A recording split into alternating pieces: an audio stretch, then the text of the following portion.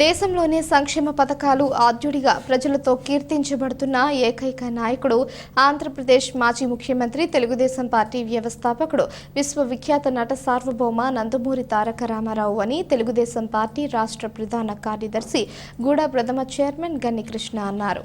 ఎన్టీఆర్ 101వ జయంతి సందర్భంగా స్థానిక కంబాల చెరువు వద్దనున్న ఆయన కార్యాలయంలో ఎన్టీఆర్ విగ్రహానికి పూలమాలలు వేసి ఘనంగా నివాళులర్పించారు.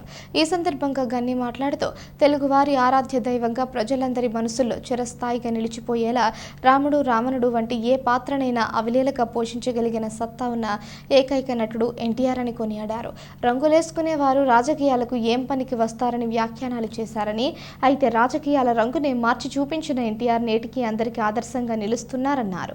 ఆయన తరువాత ముఖ్యమంత్రిగా బాధ్యతలు చేపట్టిన నారా చంద్రబాబు నాయుడు ప్రపంచ పటంలో ఆంధ్రప్రదేశ్కు ప్రత్యేక స్థానం కల్పించడానికి అహర్నిశలు కృషి చేశారన్నారు. ఎన్టీఆర్ ఆశయ సాధన ఆలోచనల మేరకు ముందుకు నడిస్తే తెలుగుదేశం పార్టీకి ఎప్పటికీ తిరుగుండదన్నారు. అనంతరం స్వీట్లు పంపిణీ చేశారు. రాష్ట్ర కార్యదర్శి కాశీ నవీన్ కుమార్, మాజీ కార్పొరేటర్ రాచపల్లి ప్రసాద్, టీడీపీ నాయకులు ఉప్పులూరి జానకి రామయ్య, మల్లా వెంకటరాజు, సింహాద్రి సతీష్, సింహాద్రి కోటి, రొక్కం సత్యనారాయణ, కొండబాబు, బాల అప్పలరాజు, మొండి సత్యనారాయణ, కె సావిత్రి, ఎస్ సత్యవేణి, రమణమ్మ, చిలకల వీరమ్మ, ఇంజి శ్యామల, గాడి సీను, రాయి అప్పన్న, వానపల్లి శ్రీనివాసరావు, ఆర్ఎస్ఆర్ బ్రదర్స్ సుబ్బారావు, రావాడ సత్యనారాయణ, మేక విజయ్ తదితరులు పాల్గొన్నారు.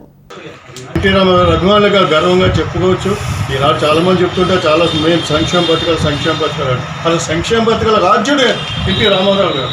ఆ రోజుని కిలో ₹2 బియ్యం ఖరీదు ఎంత ఉండదు. అప్పుడు ప్రజలు అల్లలాడిపోయేవారు. అటువంటి కిలో ₹2 బియ్యం అన్నగారు పెట్టినప్పుడు అప్పుడు మన శాసనసభ్యుడు అప్పట్లో రూరల్ మన సిటీ శాసనసభ్యుడు, ఇప్పుడు రూరల్ శాసనసభ్యుడు ఉచ్చి చౌదరి గారు అప్పుడు సివిల్ సప్లైస్ మినిస్టర్ కూడా. అప్పుడు కిలో ₹2 బియ్యం పెట్టినప్పుడు ఇది సాధ్యమా అని అడిగారు. అందరూ అన్నారు.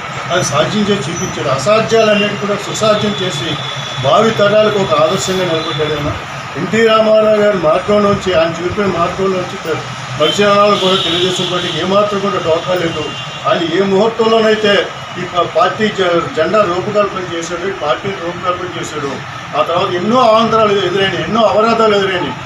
అయినా కానీ తట్టుకుని నిలబడి, ఆటుపోట్లకు తట్టుకుని నిలబడి ఈనాటికి కూడా మనం తెలుగుదేశం పార్టీ నీడన కోట్లాది మంది ప్రజలు కార్యకర్తలు నివసిస్తున్నారు. దానికి ముఖ్యమైన కారణం ఎన్టీ రామారావు పార్టీ పెట్టిన